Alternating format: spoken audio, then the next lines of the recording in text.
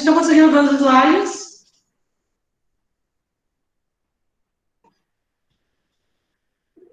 Sim, né?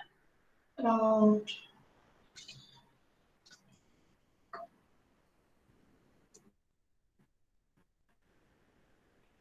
Bom, gente, então, vamos iniciar, tá? Conforme nós fizemos na outra aula, eu vou começar, vou falando, vou trazendo algumas explicações, depois eu dou uma paradinha, venho olhar os comentários de vocês, respondo, tá? Como eu disse, eu não preparei essa para ser uma aula tão longa, e depois eu vou explicar para vocês por quê. Mas a gente nunca sabe, né? De acordo com as dúvidas que vocês forem trazendo, a gente pode ir respondendo e isso acabar tomando um tempo maior, tá? Mas, enfim, fiquem à vontade, tudo que tiver de dúvida, podem ir falando, tá bom?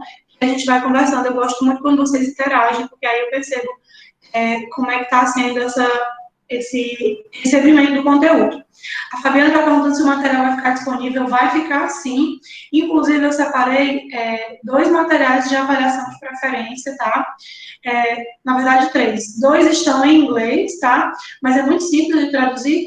E um, que é eu esqueci o nome agora, mas depois eu passo para vocês. Eu fiz uma traduçãozinha rápida, que é bem interessante para que a gente utilize depois, tá bom? Então, eu disponibilizo esse material para vocês, sim. Tanto os slides, quanto o material de avaliação de preferência para vocês usarem posteriormente, ok? Bom, gente, a avaliação de preferências, como escolher os reforçadores. Vamos lá. Eu acredito que, primeiramente, a gente tem que entender por que é tão fundamental a gente trabalhar com avaliação de preferência. Bom, é fundamental porque a gente tem que entender, anteriormente, qual que é a importância do reforço e o quanto que esse reforço é fundamental.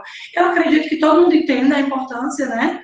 Mas, mesmo assim, vamos falar um pouquinho disso. A primeira pergunta que eu coloquei aqui, que é uma pergunta que eu acredito que já sabe a resposta, é o que mantém o comportamento, né? Mas se você está ouvindo isso e não sabe a resposta, tudo bem, não tem problema, né? A gente está aqui para aprender. Bom, dentro da análise do comportamento, nós sabemos que uma resposta, ela ocorre e produzindo uma consequência reforçadora, essa consequência reforçadora vai retroagir sobre essa resposta, aumentando a ocorrência, a probabilidade de ocorrência dela no futuro, né? Então, quando uma resposta produz uma consequência, e no futuro, né, posteriormente, a gente vê que aquela resposta foi aumentando de frequência, a gente pode dizer que ocorreu ali um processo de reforçamento daquela resposta, né? E por que isso é tão importante? Porque quando nós trabalhamos com autismo, nós estamos justamente ensinando comportamentos. E se a gente quer ensinar um comportamento, se a gente quer aumentar a frequência dessa resposta, tudo que está ligado a aumentar essa frequência vai ser importante para nós, analistas do comportamento, né? Nesse caso, especificamente, o reforço.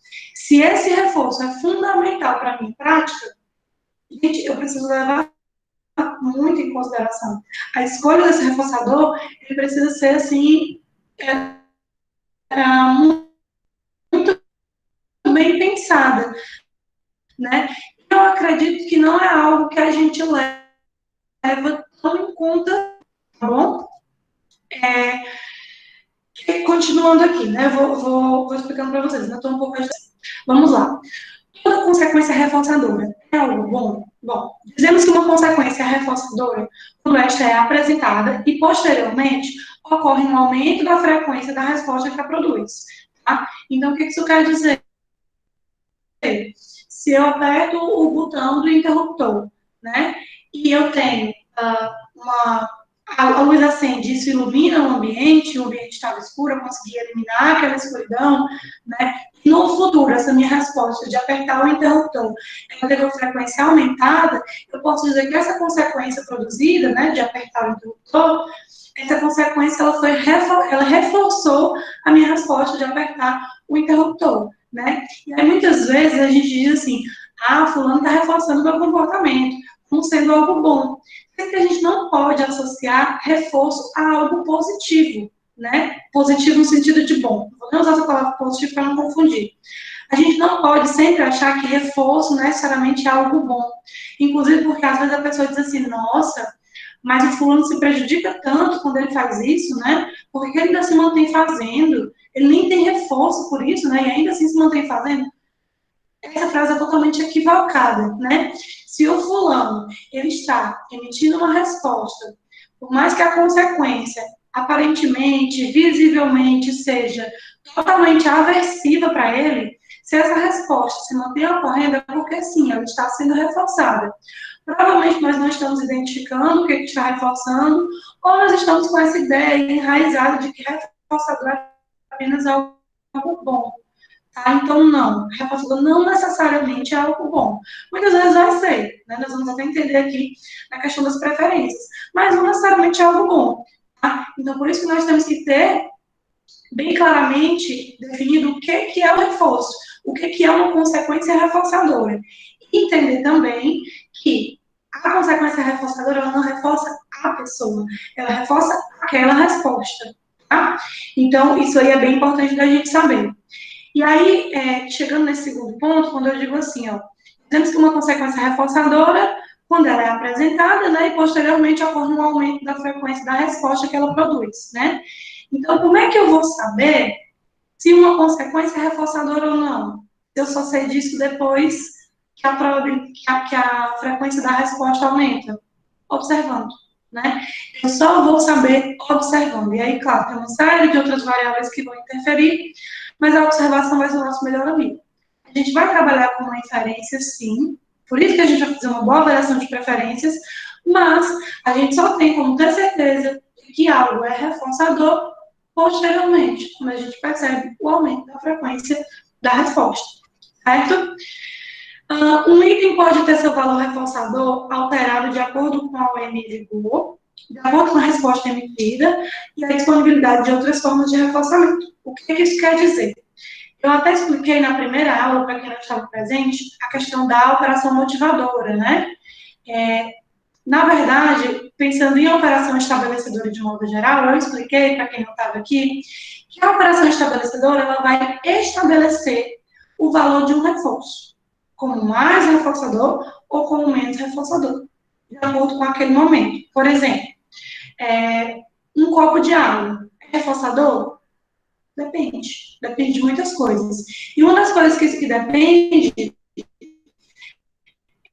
é da operação estabelecedora em vigor.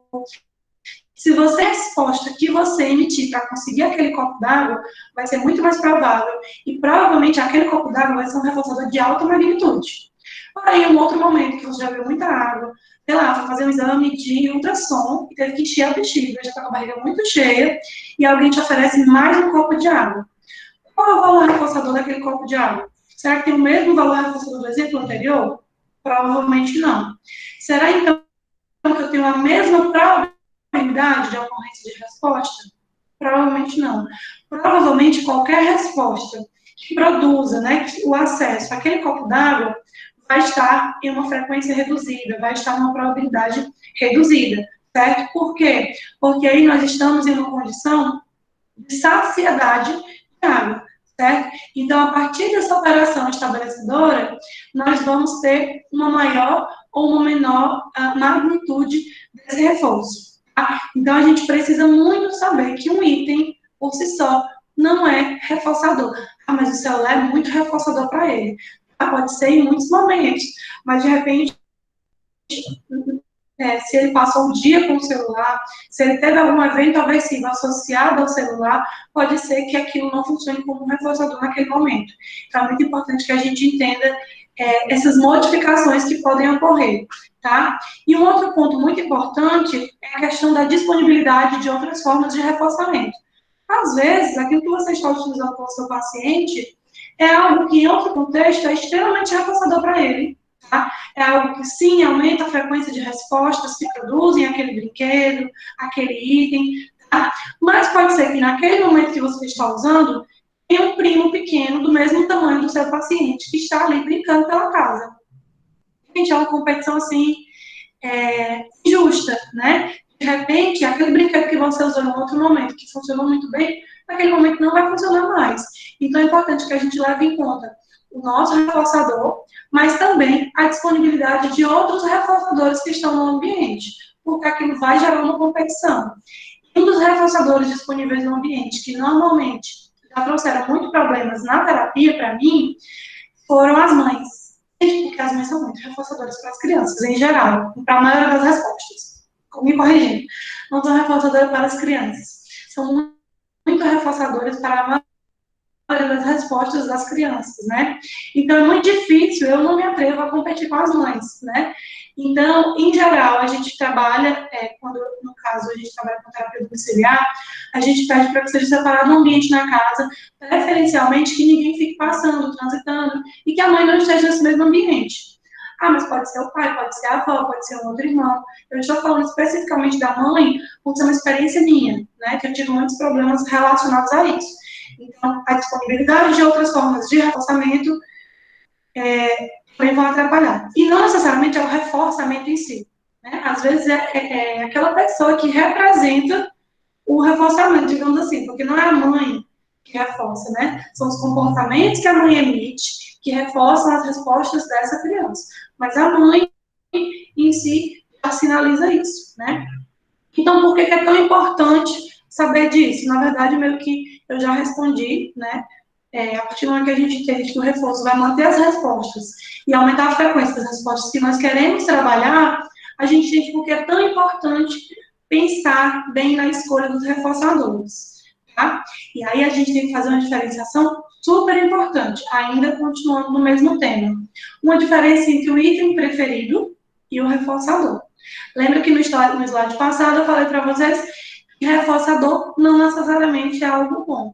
A partir do momento que eu entendo que reforçador não necessariamente é algo bom, eu também vou entender que item preferido não necessariamente é um item reforçador, certo? A Fabiana me perguntou, a comunicação alternativa é um reforçador que pode ajudar ou que pode atrapalhar? Na verdade, Fabiana, a comunicação alternativa, ela não vai funcionar como um reforçador. Ela vai ser a resposta em si, ela vai ser, na verdade, uma ferramenta que nós vamos utilizar para responder a algo. Como assim? Vamos supor que a criança queira acessar o celular, né? Uma criança que tem uma resposta que ela consegue falar verbalmente, oralmente, vocalmente, né? Ela vai dizer, eu quero o celular. Ela vai emitir um mando. E aí você vai e entrega o celular, né? Então, provavelmente essa resposta foi reforçada, porque ela queria ter acesso ao celular, ela emitiu um som que significa eu quero o celular, e ela acessou o item que ela queria, né? Provavelmente essa resposta foi reforçada. O reforçador foi acessar o celular. A resposta emitida foi falar a frase eu quero o celular. As crianças que não é da comunicação alternativa, por exemplo, através de figuras, né? Ela vai pegar a figura e vai entregar. Essa vai ser a resposta que ela vai emitir. E, de mesmo modo, se ela pega a figura do celular, ou ela pega a imagem, sei lá, uma frase, eu quero celular, e entrega, o reforçador, nesse caso, vai ser o próprio celular, tá? Então, assim, a comunicação alternativa não vai funcionar como reforçador, certo? Ela vai funcionar como a própria resposta, mas ela é muito importante, sim, ela não atrapalha, não. Inclusive, não é o nosso foco, mas eu vou só pincelar isso. Muitos pais ficam um pouco temerosos, né, ao pensar na questão da comunicação alternativa, achando que, tipo, nossa, mas o meu filho não vai falar, né, se usar comunicação alternativa. E não. Eu também tinha essa impressão, mas a gente tem que entender que quando a gente trabalha com ciência, a gente não trabalha com a nossa impressão, a gente trabalha com os dados, né? E o que os dados mostram é que as crianças que começam a se comunicar utilizando a comunicação alternativa têm mais probabilidade, sim, de desenvolver essa fala. Então, a comunicação alternativa é excelente. Se dentro do seu contexto você avaliar, dentro da sua intervenção, você vê que é viável, eu acho super válido utilizar, tá bom? Então, vamos lá, voltando para a questão do item preferido versus item reforçador. Então, conhecendo o conceito e a importância do reforço, devemos, então, diferenciar um item preferido e um item reforçador. O item preferido, basicamente, vai ser aquele item que a criança costuma pegar mais, aquele item que a criança costuma brincar mais, que ela passa a maior parte do tempo interagindo, né? Muitas vezes não vai ser necessariamente um item, muitas vezes vai ser a mãe fazendo cosquinha, muitas vezes vai ser o abraço da mãe, o abraço do pai, aquela brincadeira de jogar para cima, brincadeira de movimento, tá? Então, aqui, vez ou outra, eu coloquei item, mas a gente não vai falar só de objetos, tá? a gente pode falar de interações também como sendo algo que é preferido pela criança, certo? Então, o item preferido seria aquele item que a criança costuma pegar, costuma brincar, é realmente aquilo que a gente tem como preferência, tá? Então, reforçador, mais uma vez, repetindo, né? É um item que, ao ter a sua apresentação contingente à aparição de uma resposta específica, aumenta a frequência de ocorrência desta resposta. Traduzindo, se eu tenho uma resposta, a resposta produz uma consequência, e posteriormente essa resposta começa a aumentar de frequência, podemos dizer que essa consequência reforçou a ocorrência dessa resposta, que essa consequência é uma consequência reforçadora, certo? E a gente precisa entender que, por exemplo, quando eu falo contingente, né? Contingente quer dizer o quê? Contingente quer dizer uma relação se, então. Se eu faço isso, então acontece aquilo. Então, para entender esse conceito de contingência, vocês podem decorar esse termo se, então, certo? Então, uma relação contingente é uma relação na qual uma coisa produz uma outra coisa. Se eu faço isso, ocorre isso. Se eu aperto o interruptor, a luz acende. Se eu aperto o interruptor, a sala fica iluminada, certo? Então, nesse caso, ele está falando de uma consequência que é contingente à emissão de uma resposta. Tá? Se tiver muito complexo, gente, podem ir perguntando, tá? Vocês são mais calados, mas qualquer dúvida vocês podem ir perguntando, que a gente vai falando sobre, certo? Então, entenderam a diferença do item preferido para o item reforçador, né? Não necessariamente um item preferido, um item que a criança gosta muito, vai funcionar como um item reforçador, tá? E adiante disso, nós devemos pensar a avaliação de preferência. Por quê? A avaliação de preferência é um conjunto de procedimentos que tem como objetivo identificar uma variedade de itens preferidos, não reforçadores, certo? Além de identificar os itens preferidos, a gente também vai identificar o quê? O grau de preferência em relação a cada estímulo. Então, a gente pode montar uma hierarquia, desde o mais preferido pela criança até o menos preferido. E também identificar algumas condições que afetam o valor dessa preferência. Como eu falei, a questão da concorrência dos estímulos. Esse estímulo aqui, o celular, é um estímulo muito preferido. Mas, na presença do primo João, esse deixa de ser um estímulo tão preferido. Então, a gente também tem que identificar as condições que afetam o valor dessa preferência. Mas, Larissa, se você me diz que preferência, item preferido, não é o mesmo que item reforçador, por que eu vou usar, né? Bom, é aí que entra a importância da avaliação de preferência. A identificação dos itens preferidos pela criança, né, faz com que eles sejam eleitos como potenciais reforçadores, né? Então, aqueles itens que são preferidos não necessariamente são reforçadores, mas eles funcionam como potencial reforçador, né? Existe uma probabilidade muito grande de que aqueles itens sejam, sim, e funcionem como reforçadores para algumas respostas, certo? Então, é muito importante fazer essa avaliação de preferência, porque vai nos ajudar a identificar os itens preferidos pela criança, tá? O grau de preferência em relação a esses itens, que na verdade é o mesmo do tópico anterior, né? E depois a gente pode fazer, quando a gente elege, assim, uma hierarquia de itens, a gente pode fazer uma avaliação direta, né? Para a gente ver como que a gente pode organizar esses itens, como que a gente pode fazer uma lista para já deixar ali na nossa, como é que eu posso dizer, na nossa intervenção para a gente utilizar, porque mais na frente eu vou até falar para vocês. Em hipótese alguma, a gente pode utilizar apenas um reforçador. Eu identifiquei que esse aqui é o preferido, então eu vou trabalhar com esse aqui. Eu identifiquei que o pai, na verdade, o pai falou que esse aqui é o preferido, então eu vou usar esse aqui. Mas, enfim, mais na frente a gente vai falando melhor sobre isso, tá? Vamos lá. A avaliação de preferência, ela envolve dois tipos. Avaliação de preferência direta e a indireta. Aqui eu comecei pela avaliação de preferência indireta. Ou seja, são aquelas avaliações onde a gente utiliza a informação dada por terceiros, né?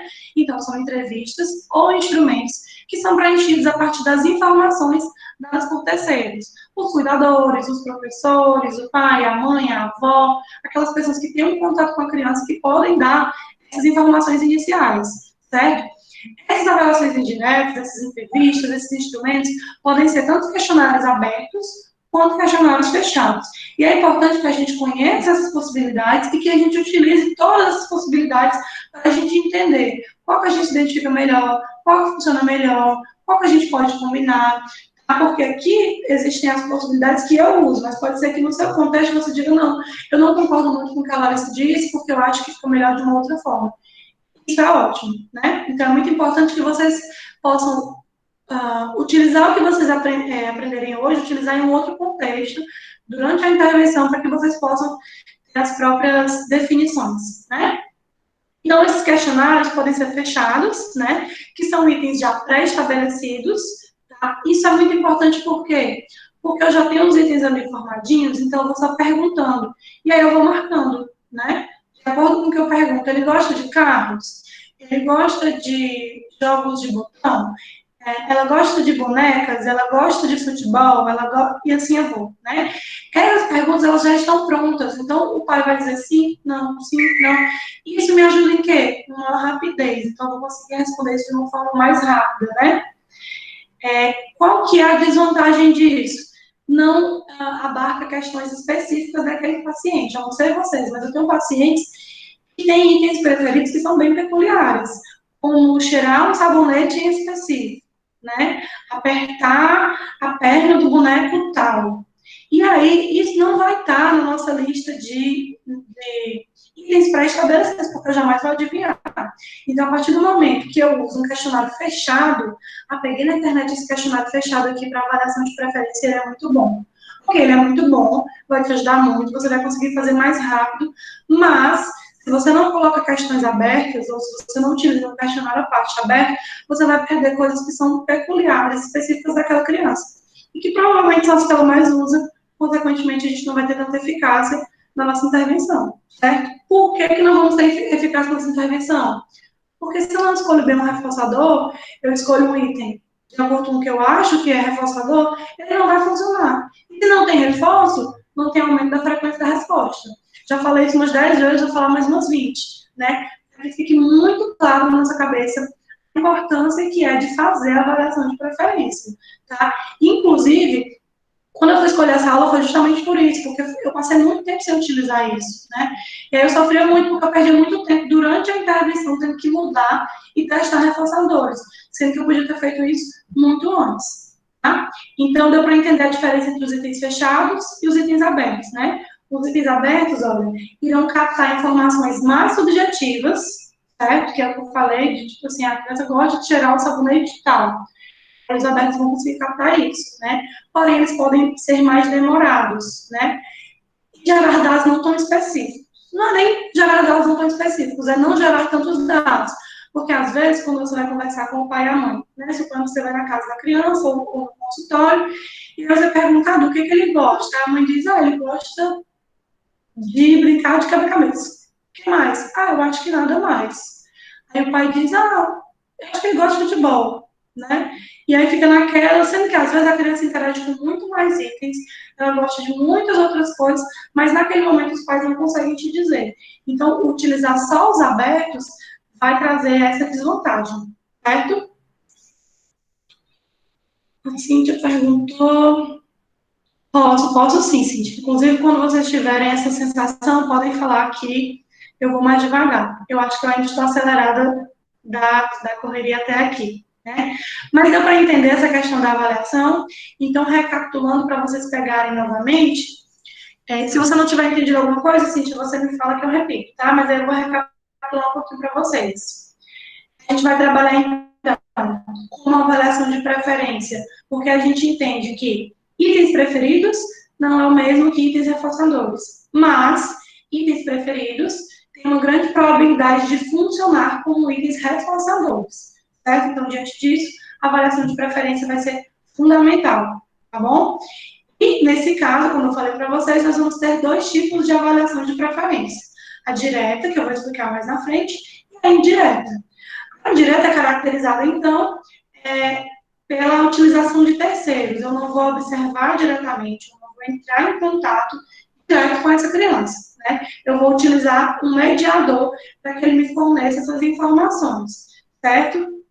Isso é a avaliação indireta. Dentro da indireta, eu vou ter dois tipos de questionários ou entrevistas. Os que são fechados, que são realmente perguntas que a pessoa responde sim ou não. Ou perguntas que ela responde. Eu quero fazer um exemplo mais à frente. pouco, nunca, às vezes, né? Então, são itens fechadinhos que não dão espaço para respostas subjetivas, né? E todo mundo sabe que quando os itens são fechados, a gente consegue responder isso muito mais facilmente, não é mesmo? Mas, ao mesmo tempo, se esses itens são fechados, algumas particularidades acabam ficando de lado. E quando a gente trabalha com autismo, eu acho que é um erro muito grande deixar particularidades de lado, porque aquilo, de repente, pode ser o nosso fiel aliado para a eficácia da intervenção com aquela criança, né? Para os itens abertos, a vantagem é exatamente essa, pegar essa peculiaridade, tá? Mas, ao mesmo tempo, não é tão rápido. Mas como é que seria isso? Como eu disse, o fechado seria, eu vou dar um exemplo mais à frente, mas seria eu perguntar sobre brinquedos. Ele gosta de bonecos? Ele gosta de carros? Gosta de videogame? Né? E aí as respostas podem ser um pouco, muito, pode ser sim, não, depende de cada questionário, né? Como eu disse, eu vou liberar 2 para vocês. São questionários que você encontra facilmente na internet, tá? Eu, inclusive, peguei de lá e vou disponibilizar para vocês no Drive, tá bom? Mas, nesse caso, a gente vai trabalhar com isso muito mais rápido. Quando a gente está pensando, por exemplo, em um questionário do tipo aberto, vamos ter perguntas como: que tipo de brinquedos ele mais utiliza? E aí o pai vai dizer, ele utiliza a tampa da panela, ele tem brinquedos, mas ele não costuma interagir, não. Ele utiliza a tampa da panela, ele utiliza, vou lembrar aqui dos meus pacientes, o ventilador, né, que eu tinha um paciente que tinha um ventilador velho só para ele, sem o plug da tomada, que era porque ele gostava de girar as hélices, né? Então, se você tem essa possibilidade de fazer essa pergunta aberta, você vai acessar informações como essa. Aí você pode perguntar: o que ele gosta de comer? Pensando, por exemplo, em itens comestíveis, né? Aí o pai vai dizer, ele gosta de comer isso, gosta de comer aquilo, e o pai e a mãe vão trazendo vários pontos. Se for fechado, a gente vai perguntar: pizza, batata frita, frutas, né? E eles vão dizendo sim, não, muito, pouco. Ficou claro até aí, gente? Deu para dar uma desacelerada, Cíntia?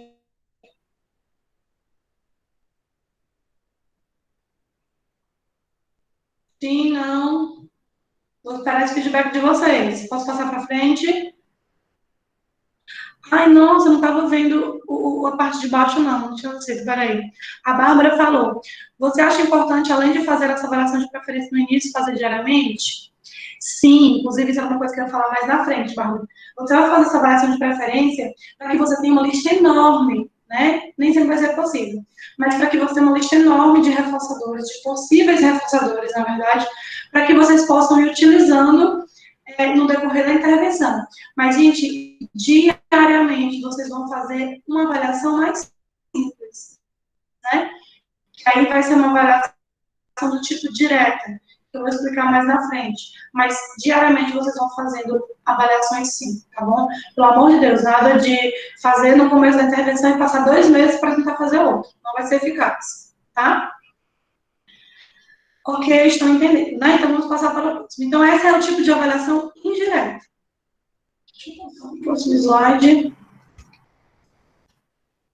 Aqui, gente, eu trouxe para vocês uma parte desse inventário, que eu não vou me arriscar a falar inglês, tá? Vocês estão vendo em cima o nome do inventário, tá bom? Esse aqui eu vou mandar completo para vocês, eu printei só uma parte, para a gente entender mais ou menos, tá? E aqui ele vai dividir em várias categorias, mas o começo do inventário, ele começa com itens alimentares, né? Então, por exemplo, dentro dos itens alimentares, ele começa com doces. Que tipo de doces, né?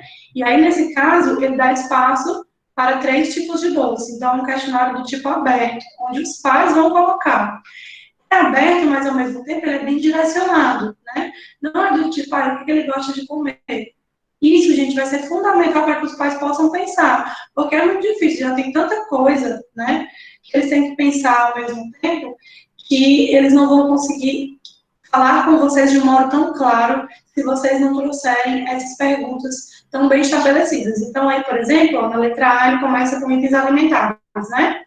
E aí, o primeiro ponto da comida são doces, né? Que tipo de doces? E aí, ele dá 3 opções para a gente escrever. E aí vai, não muito, um pouco, médio, muito, muitíssimo, digamos assim, né? E aí, essa opção, como eu disse, eu vou disponibilizar para vocês esse questionário, mas eu trouxe muito mais como uma orientação para que vocês possam fazer de vocês, se inspirar de acordo com o que vocês veem que faz mais sentido. Vou sim, Alessandra, viu? Vou disponibilizar esse, tem mais um outro que eu achei muito legal que eu vou disponibilizar, tá bom? Aí no segundo ponto, sorvete, né? Que tipo de sorvete? Aí vem batata frita, vem biscoito, outros tipos de comida, né? Enfim, tem uma série de coisas que a gente pode trabalhar. Fabiana, você está perguntando se esse questionário pode ser usado na pedagogia. Ele pode ser usado em qualquer contexto que você vai utilizar reforçamento, né? Por exemplo, no contexto de sala de aula, especificamente a utilização de comida, eu não sei a viabilidade. Por quê? Porque muitas vezes essa criança, muitas vezes não, na maioria das vezes, essa criança que você está acompanhando, pensando no ambiente de sala de aula, tá? Especificamente. Essa criança que você está acompanhando, ela vai estar com outras crianças. E aí, dependendo do que você utiliza como reforçador, vai gerar uma confusão, porque as outras crianças também vão querer. Se algum de vocês já tiver tido essa experiência, pode comentar aqui para a gente discutir. Mas eu já tive essa experiência particularmente, e aí eu tenho muito cuidado com o tipo de reforçador que eu vou utilizar nesse contexto. Mas se você vai trabalhar sozinha com a criança, você vai precisar eleger o reforçador que você vai utilizar. Então, sim, é importante que você utilize o questionário. E aí você vai perguntar sobre os itens alimentares, deixa eu passar aqui, ó, sobre, por exemplo, brinquedos ou brincadeiras, né? Outras opções de entretenimento. E aqui são 3 itens desse questionário, tá? Mas existem vários outros itens, tá? E aí você vai preencher tudo, Fabiana, e depois você vai ver, olha, essa primeira parte aqui eu não consigo utilizar no meu contexto de atuação, mas a parte de brinquedos e entretenimento eu já consigo. Então, a partir das informações que eu peguei com os pais, eu vou eleger esses reforçadores, entendeu? Então, a questão o que nós estamos discutindo aqui é para qualquer situação que vai envolver aprendizado. Porque para ocorrer aprendizado, tem que ter reforço. E para que tenha que ter reforço, tem que ter itens reforçadores, né? E a gente tem que saber selecioná-los, certo? Então, continuando aqui no questionário, né? Brinquedos, ele coloca carro de corrida, né? Trenzinhos eletrônicos, bicicleta, skate, brincar com bonecos, enfim, ele vai trazendo um monte de brinquedos e ele dá alguns espaços, né? Lembrando que, por exemplo, bicicleta. Aí o pai vai dizer, não, muito, muito, certo? Larissa, eu não acho que essas escalas, a forma como essa escala está, faz sentido. Eu queria colocar sim ou não. Eu queria colocar frequência. Tudo bem. Você vai dar uma olhadinha nesse questionário e pode adaptar para o seu contexto, certo? Entretenimento, né? Programas favoritos de televisão, filmes, músicas, tá? E aqui envolve um pouco também sons específicos, né? Tem crianças que gostam de ouvir sons específicos. E aí é muito interessante que tenha um espaço para que você coloque, já que não tem nas perguntas, já que pode ser uma particularidade daquela criança, certo? Então, aqui deu para entender um pouco de uma avaliação indireta, né? Voltando um pouco. Qual que é a vantagem da avaliação do tipo... Qual que é a vantagem da avaliação do tipo indireta? Alguém consegue pensar? Eu já falei aqui algumas vezes. Qual seria a vantagem para nós utilizarmos essa avaliação do tipo indireta? Vão respondendo aí que eu já respondo a pergunta da Rubia.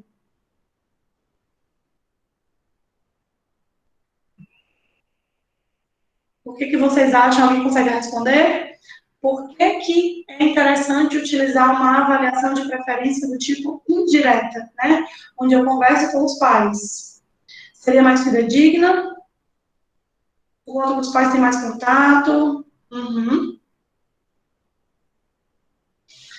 Seria um reforçador que ele já tem em casa, sim, importante. Bom, vamos lá. A Leila disse que seriam os reforçadores que ele já tem em casa, sim, né? O que ele mais tem acesso, principalmente quando a gente vai fazer atendimento domiciliar, isso é mais importante ainda, né? E quando não for na casa, for no consultório, também é interessante porque você já pode separar aqueles itens que se assemelham aos itens descritos. E aí a Bárbara falou, por conta que os pais têm mais contato, exatamente. Os pais é que estão ali convivendo, vendo o quanto que a criança interage com aqueles itens, né? Então, realmente, isso é uma das coisas importantes. E a Alessandra colocou que seria mais fidedigna. A Alessandra, na verdade, a próxima avaliação vai ser mais fidedigna, certo? Que é a que a gente observa diretamente. A gente acaba sendo levado a pensar mesmo que perguntando para os pais vai ser algo mais fidedigno, mas, na verdade, muitas vezes os pais trabalham o dia todo. Muitas vezes, os pais têm dias que eles estão mais irritados, dias que eles estão mais tranquilos, e aí esse humor vai afetar nessa percepção, e aí eles vão dizer, não briga com nada, né? Só pode me perturbar. Ou então vão dizer, passa o dia nesse celular. Ele não sai desse celular. E às vezes a criança, na verdade, interage com outros itens. Mas como, por exemplo, o pai já está irritado com essa interação frequente com o celular, ele vai dizer, não, ele não quer saber de outra coisa além do celular. Né? Então, com os pais vai ser mais rápido, vai dar uma base para a gente, porque imagina só, a gente tem que pegar todos os brinquedos do mundo, e não é só brinquedo, alimento, programa de TV, som, e ter que ir testando um a um com essa criança, a gente vai perder muito tempo. Então, digamos que fazer essa avaliação indireta com os pais vai meio que fechar um pouco esse leque e deixar um número menor de coisas para que a gente possa pegar e utilizar uma avaliação direta. Muito, Naime falou, é importante ouvir as preferências da criança, com certeza, Naime. Inclusive, nesse momento, quando uma criança é verbal, que a gente vai fazer as primeiras sessões, a gente faz umas primeiras sessões só de brincadeiras, né? E aí, dependendo do nível de comprometimento ou não dessa criança, a gente pede para mostrar os brinquedos, o que você gosta de brincar, o que nós vamos fazer, e deixa que essa criança vá guiando nesse primeiro momento, para que a gente possa ir entrando na brincadeira dela e possa ir vendo o que ela gosta. Nossa, se ela puder mostrar, sensacional, viu? Porque teremos informações da vida diária da criança, exatamente, Jaqueline. E agora eu vou voltar para responder a pergunta da Rúbia, né? A Rúbia perguntou, Larissa, com relação aos pais, é positivo eles utilizarem reforçadores alimentares durante a execução de tarefa? Está difícil nesse momento de pandemia. As crianças se recusam a realizar as tarefas online. Rúbia, essa é uma questão que a gente tem várias respostas, né? Primeiro ponto, independente de serem tarefas online ou não. É positivo utilizar os reforçadores alimentares? O que eu vou dizer é depende. Eu, particularmente, opto por não trabalhar com reforçadores alimentares se tiverem outras opções. Até para não causar uma questão de acesso, a gente não poder ter problemas alimentares no futuro, né? Então, assim, se a criança gosta muito de biscoito e ela também gosta muito de carrinhos, e eu fazendo o teste, vejo que os carrinhos funcionam como reforçadores, eu vou utilizar os carrinhos, tá? Para a gente não fique trabalhando com tanta comida com essa criança. Mas essa é uma visão minha, tá? Eu acredito que outras pessoas podem pensar diferente, tudo bem. E outra coisa, os meus pacientes, a maioria deles gostam de batata frita, de Coca-Cola, e aí eu me recuso realmente, só se assim, fosse a única opção, eu me recuso a dar coisas desse tipo como reforçador na terapia, né? A gente vai acabar aumentando muito a ingestão que essa criança tem, de alimentos que a gente sabe que não são saudáveis, né? E aí isso vai ficar a critério dos pais. Agora sim, eu já tive paciente que não tinha interesse por brinquedo, eu não conseguia encontrar nada sensorial que pudesse funcionar como reforçador, movimento, chupeta, nada. E a gente utilizava comida. Mas ele gostava muito de frutas, então já era um problema menor, né? E assim, ele podia ter comido, ele comia mais, né? E a gente via que não tinha, ele fazia um acompanhamento com o nutricionista, não tinha nenhum problema com uma questão de compulsão alimentar, de gordura em excesso que pudesse prejudicar esse a mais que a gente dava, então a gente fazia. Mas é o que a gente precisa ter cuidado. Pode ser utilizado? Pode ser utilizado. A gente só tem que levar em conta todos esses pontos. E aí, por exemplo, a questão de se recusar a fazer as tarefas online, né? Dependendo de como for essa tarefa, como é muito novo, isso pode ser quebrado, né?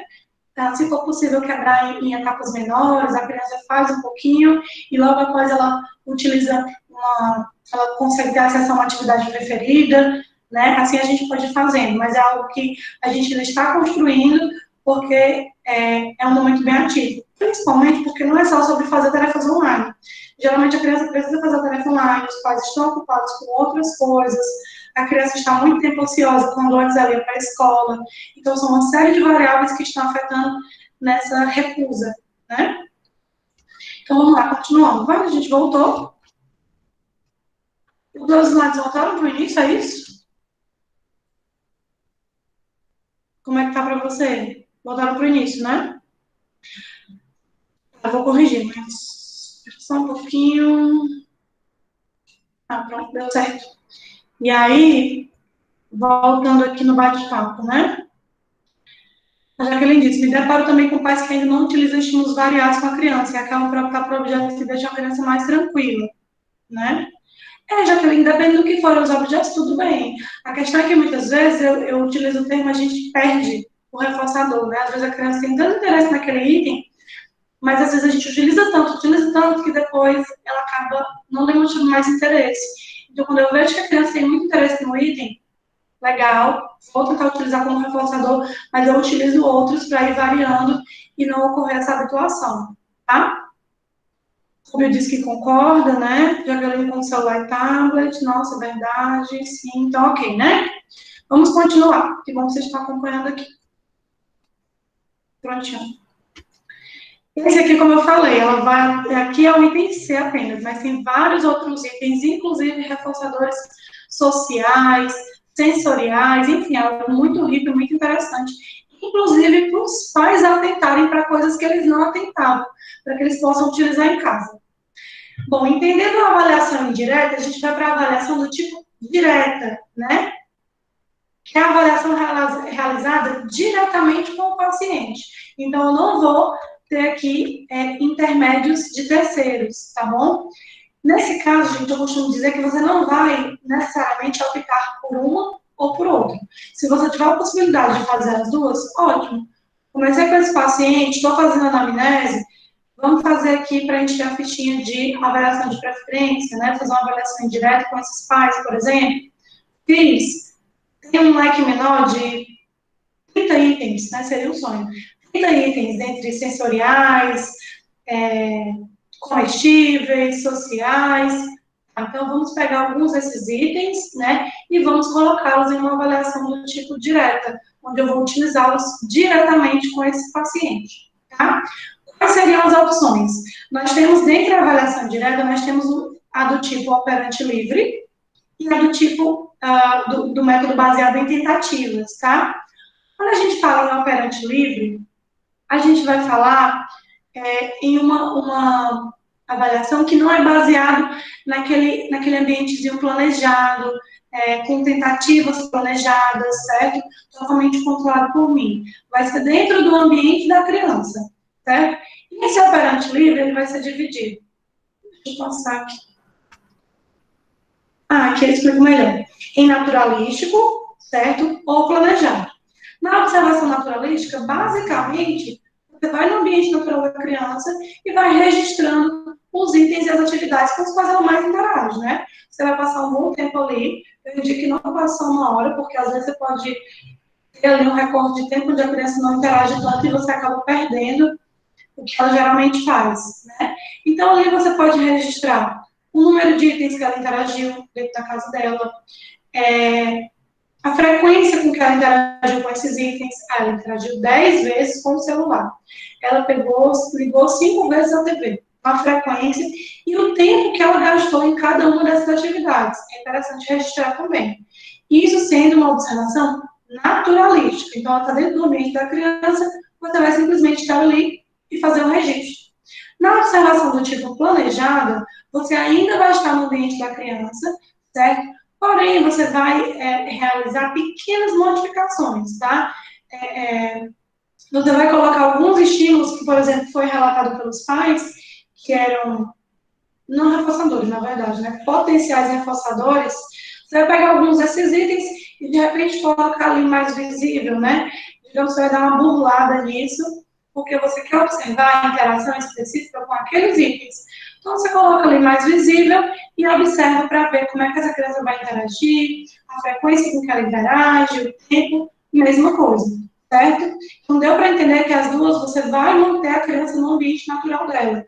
Parece que uma você simplesmente não intervém, apenas registra, e a na outra você coloca ali os objetos, né, dando uma burlada, como eu disse, deixando eles mais visíveis para que você possa observar especificamente a interação com aqueles objetos, tá? Larissa, qual que é a vantagem de utilizar esse tipo de avaliação, né, utilizando a avaliação com operante livre? A vantagem é que você identifica itens que funcionam com reforçadores efetivos, né, porque são aqueles itens que você vê que a criança mais interage. Não foi uma pessoa que diz, uma pessoa que acha, né, e você consegue aplicar isso rapidamente. Você fica ali um tempo, digamos assim, não tão rápido quanto o exemplo anterior. Mas você vai ficar um tempo e você vai conseguir ir registrando, né? Qual que é a desvantagem? Que fornece informações limitadas, né? Pode ser que naquele dia especificamente a criança interaja com pouquíssimos itens. Pode ser que a criança seja reforçador para ela, por exemplo, cócegas, o senhor batata, o senhor cabeça de batata, um videogame e o pintar, por exemplo, lápis de cor, né? Mas naquele dia especificamente ela passou o dia inteiro na TV. Você vai conseguir registrar o quê? TV. Então acaba que nesse tipo de observação a gente tem essa limitação, tá? Eu particularmente costumo utilizar as próximas que vou explicar junto com o questionário para os pais, junto com essa avaliação indireta com os pais, certo? Então, entenderam a vantagem e desvantagem, né? Vou passar para o próximo ponto. Método baseado em tentativas. Nesse caso, gente, como o próprio nome já diz, nós vamos fazer sucessivas tentativas, certo? Que pode ser de vários tipos. Estímulo único, pares de estímulos e múltiplos estímulos. Os nomes, eles já são bem sugestivos, é exatamente isso que a gente imagina. No caso do estímulo único, nós vamos selecionar aqueles diversos itens da lista, por exemplo, né? Ah, tem o carrinho, tem o boneco, tem, sei lá, tem a caixa, tem mais de um monte de brinquedo. Então, eu vou pegar aqueles vários itens e vou apresentar um a um para a criança, individualmente, tá? Então, primeiro eu apresento o boneco, aí depois eu retiro, né? Perdão, eu apresento o boneco, deixo a criança interagir por um tempo, vejo se ela pega esse brinquedo, vejo por quanto tempo ela fica com aquele brinquedo e deixo ali uns 30 segundos. Vejo se ela fica esses 30 segundos, retiro, coloco o próximo, tá? Eu não vou colocar uma vez cada item, tá? Eu vou colocar diversas vezes cada item. Mas primeiro eu coloco o boneco, depois eu posso colocar o carro, depois eu posso colocar o senhor cabeça de batatas, e não na mesma ordem. A gente vai sempre estar randomizando essa ordem. Mas, basicamente, nesse caso, eu vou dar um único estímulo para ela, depois eu retiro, boto o outro, e assim vai. Nunca dois ou mais ao mesmo tempo. Por que isso é vantajoso, né? Por que isso pode ser interessante? Não exige um repertório de rastreio ou de escolha da criança. Só tem uma opção. Ela não precisa visualizar e depois selecionar um item específico, aquele item, né? Então vai ser muito mais fácil interagir com esse item. Porém, a gente tem como desvantagem que o interesse por aquele item que ela está pegando pode ocorrer pela ausência de outros itens. Talvez não fosse o item que ela se interessasse em outro contexto, mas ela está interessada porque não tem outros itens disponíveis naquele momento, certo? E aí todos eles são muito semelhantes, o que vai diferenciando é mais a questão da quantidade de itens que eu apresento ao mesmo tempo. Então, tem um estímulo único, temos também os pares de estímulos, né? Nesse caso, como o próprio nome já diz, nós vamos selecionar itens diversos de novo e apresentá-los em pares, né? Sendo importante ressaltar que todas as combinações devem ser testadas. Gente, assim, algo um pouco ideal, no sentido de que nós nem sempre vamos conseguir aplicar isso na prática. Porque vamos pensar, não vou me atrever a fazer uma conta aqui nesse momento, mas a gente vai hipotetizar. Se eu tenho 40 itens, não, 40 é muito, mas se eu tenho 20 itens que os pais elegeram, né, como sendo algo que a criança se interessa, aí eu vou apresentar o item 1 com o item 2, o item 1 com o item 3, o item 1 com o item 4, o 4 com o 3, o 4, tá entendendo? Então, assim, são muitas combinações que nem sempre a gente vai conseguir. Opa, acho que alguém ligou o microfone. Alan, tudo bem? Ok. Foi só uma interferência, né? Ok, vou continuar. Então, gente, nesse caso, é algo assim, que é interessante, mas a gente tem que ver até que ponto isso vai ser possível ser utilizado dentro do nosso contexto, dentro das possibilidades que a gente tem, do tempo que a gente tem, né? Então, é muito importante que todas as combinações sejam testadas. Então, o 1 com o 2, o 1 com o 5, o 5 com o 2, tá bom? E que isso não seja sequencial, como eu exemplifiquei. Primeiro o 1 com o 2, depois o 1 com o 3, não. Eu tentei o item 1 e o item 2, depois eu vou tentar uma outra combinação, o item 3 e o item 5. Depois eu posso utilizar de novo o item 1, mas eu não vou utilizar isso seguido, certo? Deixa eu ver aqui. Uma vantagem é que é possível identificar hierarquias de preferências, porque a partir do momento que eu estou utilizando dois itens, que eu vejo que o item 1 com o item 2, o item 1 é preferido. Quando eu boto o item 1 com o item 5, o item 1 é preferido de novo. Mas quando eu coloco com o 7 é preferido. Se eu comparo o 7 com os outros, o 7 é sempre preferido. Então, concorda que eu vou conseguindo fazer ali uma hierarquia, né, do mais para o menos? Isso ajuda para a gente a eleger os reforçadores de maior ou de menor magnitude. Inclusive para ajudar a gente, por exemplo, quando eu falei de dicas, né? Quando a criança erra, ou não, perdão, quando ela faz com ajuda, a gente pode dar um reforçador de menor magnitude, e quando ela consegue fazer independente, a gente pode dar um reforçador de maior magnitude. Não sei se eu estou falando grego e está sendo claro. Se tiver rápido, se não estiver claro, falem que eu explico novamente e que eu volto, tá certo? Mas, basicamente, nessa condição, trabalhando com pares de estímulos, a gente vai conseguir fazer uma hierarquia de preferências, que, particularmente, eu considero fundamental. Tá? É bem eficaz identificar reforçadores, nesse caso, são os itens que realmente a criança tem interesse, né? São os potenciais reforçadores que a gente vê realmente que depois funcionam, né, como reforçador. A desvantagem é que é uma aplicação demorada, como eu coloquei para vocês, né? É meio que quase impossível se os pais colocam muitas opções eu conseguir testar todas as combinações possíveis. E o último ponto é que podem gerar respondentes. Como assim? A criança viu o item preferido dela, imagine aí, ela escolheu. Aí ela vai poder brincar durante uns 20, 30 segundos. Brincou, brincou. Aí o que eu digo? Minha vez. E eu apresento dois outros estímulos. Não necessariamente a criança vai aceitar bem esse estímulo saindo, né? Então, isso é algo que a gente também tem que levar em consideração, tá? Quando eu vou pensar no método baseado em tentativas, ou, perdão, no método de múltiplos estímulos, tá? Que ainda é dentro do método baseado em tentativas, é algo bem semelhante. A diferença é que, em vez de dois estímulos, como no anterior, eu vou colocar mais de dois. Pode ser três, pode ser quatro, pode ser cinco estímulos, certo? Nesse caso, eu trouxe para vocês a variação de preferência com múltiplos estímulos sem reposição. Traduzindo, que é isso? Eu vou pegar três objetos, por exemplo, que eu sei que os pais falaram que são preferidos para a criança, tá? Vou organizar lado a lado e vou dizer, escolha. É o que você quer, né? Eu posso usar a solicitação que eu quiser, que for mais claro para a criança. A criança vai pegar um. O que a gente faz? Deixa ela ter acesso durante os 20, 30 segundos, peço o item minha vez, coloco aqui embaixo, aqui do lado, e vão ficar dois itens. Misturo esses itens e digo escolha, e assim vai.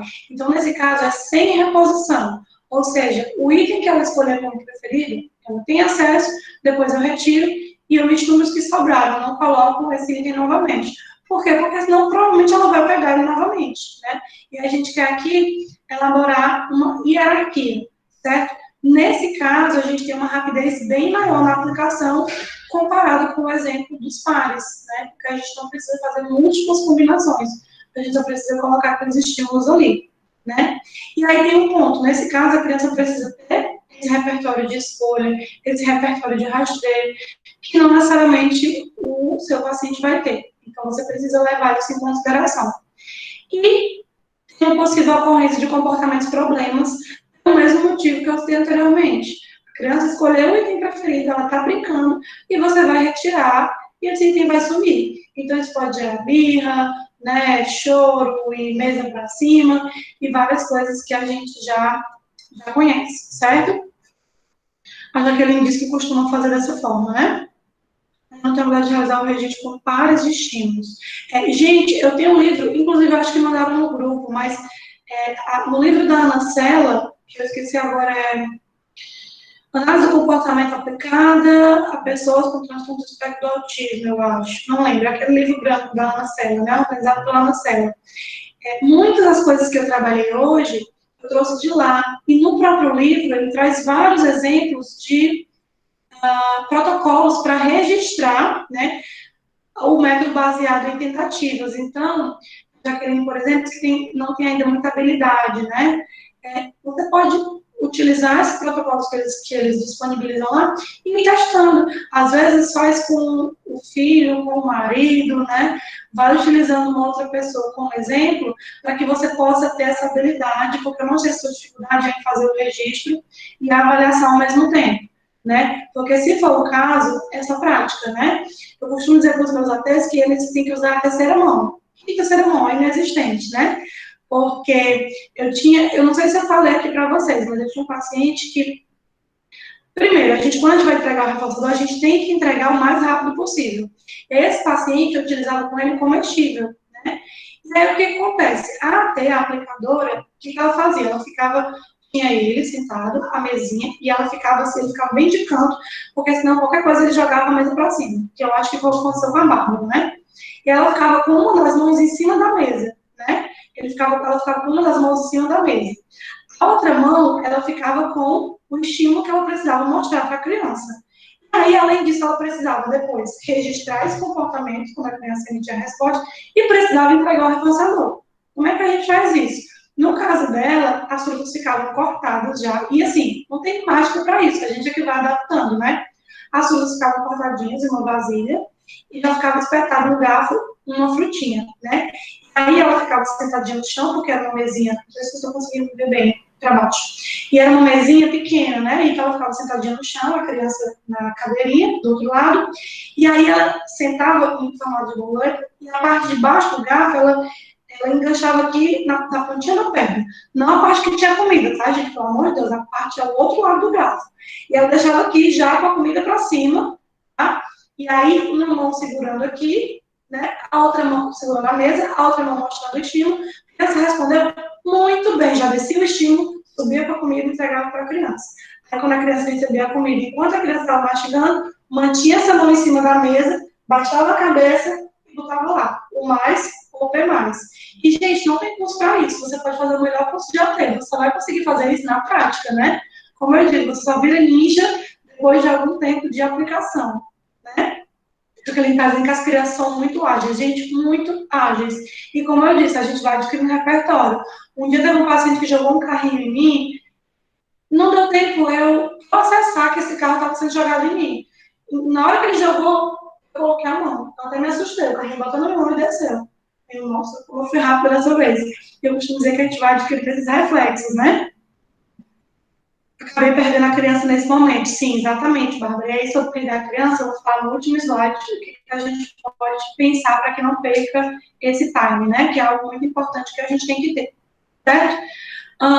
Onde era que eu estava? Bom, mas basicamente desse método é isso, né? Em resumo, nós vimos um pouco sobre. Deixa eu ver se já no próximo slide. Tá. Nós vimos já posso passar para o próximo slide. O que a gente não deve esquecer? O que deve, assim, ficar bem fixo nessa área? Primeiro ponto, que eu falo em todas as aulas, desenvolver o raciocínio clínico, que é pegar aquelas informações que eu vi no livro, pegar aquelas informações que eu vi na aula e entender como eu posso aplicar no meu contexto. Senão a gente fica o quê? Sempre dependente do nosso supervisor, sempre dependente de um professor. Fazer curso vai ser sempre importante, se atualizar é sempre importante, mas é diferente de ser dependente, né? Então, o raciocínio clínico é entender que procedimento usar para cada paciente. E aí, nesse caso, a gente vai voltar lá nas vantagens e desvantagens de cada procedimento e olhar e comparar com as questões daquele paciente que a gente está entendendo, né? Tem cuidadores que vão poder dar as informações. Se não tem, não vai adiantar fazer a avaliação do tipo indireta, né? Ele faz um rastreio, ele consegue fazer a escolha? Não. Então, não vou conseguir fazer a observação com múltiplos estímulos, né? E assim vai. Então, vai ser muito importante voltar nesses slides, ver a vantagem e a desvantagem de cada um desses pontos e pensar como é que a gente pode unir isso. Lembrando que a gente não precisa excluir. Ou eu faço a indireta ou eu faço a direta. Não, certo? A gente pode ir encaixando e combinando. Melhor ainda quando a gente conseguir combinar. Né? É muito importante entender como utilizar cada procedimento, né? Como eu descrevi aqui para vocês, né? Então, como colocar esses estímulos, a importância de, no exemplo lá de múltiplos exemplares, né? Sempre colocar em uma distância bem semelhante, retirei um estímulo, misturo esses estímulos, certo? Sempre randomizar, tá bom? Entender, por exemplo, qual é a frequência da avaliação de preferências. Isso é um pouco do que a Bárbara tinha falado, isso é um pouco não, é exatamente o que a Bárbara tinha falado lá no comentário. Deve fazer todos os dias. Então, assim, uma avaliação de preferência mais robusta, a gente vai fazer no início, pode fazer 3 meses depois, a gente não tem como fazer todos os dias. Mas uma avaliação simples, na qual você pega alguns estímulos, ou você permite que a criança escolha, ela dê uma olhada ali na caixa, né? Ou como a Naime comentou, ver o que ela diz, né? Do que você gosta de brincar, né? Tinha pacientes que a gente dizia, o que você quer brincar hoje? A gente ficava olhando lá para as opções. Isso é ótimo, né? Dá mais liberdade para a criança, ensina a possibilidade de reforça os comportamentos de escolha, né? E vai ser bem mais eficaz para a nossa intervenção, né? Um outro ponto é, nunca utilizar apenas um reforçador, como eu disse, variar os itens, senão a gente meio que perde aquele reforçador, né? Mas ela está gostando muito disso, o paciente está gostando muito disso, eu vou usar todos os dias. Tudo bem, tomara que dê certo. Mas, minha experiência é que muitos pacientes usam ali 3 dias seguidos, depois eles não querem mais. E aí, algo que você poderia usar por muito mais tempo, você não vai conseguir mais, você tem que deixar guardado um tempo, porque a criança não tem mais interesse. Então, se você tem várias opções, você acaba que reduz a probabilidade da criança enjoar, né? E aí você pode se perguntar assim, Larissa, mas o meu paciente, ele só gosta de uma coisa, o que eu faço? Você vai parear reforçadores, fazer pareamento, né? Perdão, condicionamento de reforçadores. Esse paciente que eu dei o exemplo para vocês, que a AT tinha que ser ninja, né? De entregar comida e tal, ele não atentava para o brinquedo. Um dos objetivos que a gente colocou foi atentar para o brinquedo, né? E aí a gente trabalhava assim com esse condicionamento de reforçadores. Como? A gente fazia um programa em paralelo, né? A gente pegava, por exemplo, o brinquedo, aí colocava na mesa, aparecia o brinquedo, aparecia a comida. E aí, gente, no máximo 3 segundos, tá? De diferença. Bota o brinquedo, bota a comida. A criança emitiu uma resposta muito bem. Bota o brinquedo, bota a comida. E, em paralelo, a gente fazia programas para reforçar o tempo que a criança interagia com aquele brinquedo. Então, no começo, eu botava 5 segundos, né? Aí, ela até fazia com ajuda. Pegava a mãozinha, botava em cima, apertava, virava. 3, 5 segundos, recebeu o alimento, né? E aí depois a gente foi aumentando para 10 segundos, até que a gente conseguiu chegar em 1 minuto, por exemplo, e chegar no dia que a mãe mandou mensagem no grupo, que a gente tinha um grupo, né, com a equipe inteira, que ela mandou mensagem no grupo com uma foto da criança no quarto. A criança foi no quarto, sentou numa mesinha que ele tinha e começou a pegar os brinquedos. Uma criança que não se interessava por brinquedo nenhum, né? Então a gente vai fazer a avaliação de preferências, vai pegar aquilo que a criança já tem interesse, mas tem que levar em consideração que, às vezes, ela vai ter um repertório bem limitado. E aí a gente vai precisar fazer esse condicionamento, tá? Deixa eu ver aqui. Tem pergunta. Opa, a Rubia disse que travou. Vocês estão me ouvindo? As outras pessoas? Ou estava falando sozinha? Alô, alô? Ok? Tá ok, né? Mas deu para entender? Deu para entender, né? Então, nunca utilizar apenas um reforçador, variar os itens utilizados e fazer condicionamento de novos reforçadores sempre que possível, tá bom? E o último ponto que eu coloquei é atentar para comportamentos que sinalizam associação. Gente, isso é tão importante. Como é que acontece isso aqui? Às vezes o aplicador dizia assim para mim, não, Larissa, eu estava lá aplicando com a criança, estava dando tudo certo. E aí, do nada, ele levantou e saiu correndo. Do nada, ele começou a chorar. Nunca é do nada. Eu entendo que muitas vezes é muito difícil entender as variáveis, entender alguns comportamentos sutis ali que ocorrem anteriormente a essa birra, a essa fuga, né? Porém, muitas vezes a criança está aqui brincando com você. E aí ela está brincando, ela está concentrada, você está interagindo, entrega o brinquedo, aí depois você começa a ver que a criança começa a fazer assim. Claro que tem crianças que têm esse comportamento mesmo, de ficar olhando para os lados. Mas você conhece seu paciente depois de um tempo. Né? Você começa a ver que às vezes ela, não sei se ela está buscando outros itens, mas eu tinha paciente que começava a olhar. Aí tinha paciente que você botava o reforçador e ele não pegava de imediato, ele pegava aqui e ficava olhando para os dedos.